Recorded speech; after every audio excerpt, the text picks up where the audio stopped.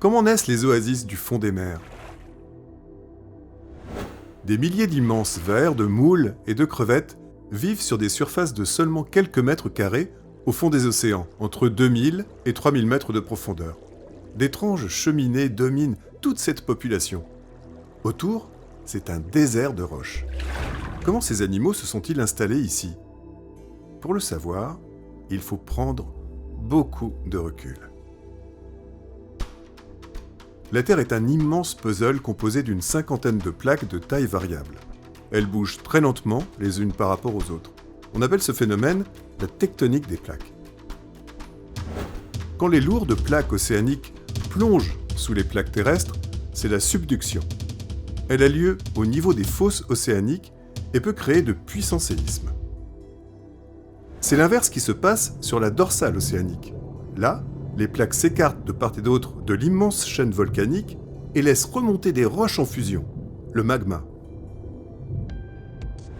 Le magma durcit en refroidissant et forme un nouveau morceau de croûte océanique.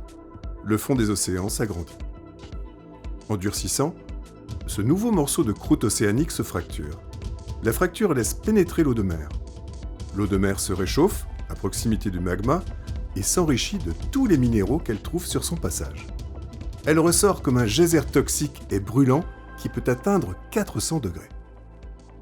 Une source hydrothermale naît alors au contact de l'eau de mer froide. Les minéraux dissous dans ce geyser précipitent et s'accumulent pour former de hautes cheminées. Ces sources chaudes nourrissent des bactéries. Ces organismes microscopiques vivent sur les parois des cheminées ou à l'intérieur du corps d'animaux comme les crevettes Rhymicaris ou les vers Riftia.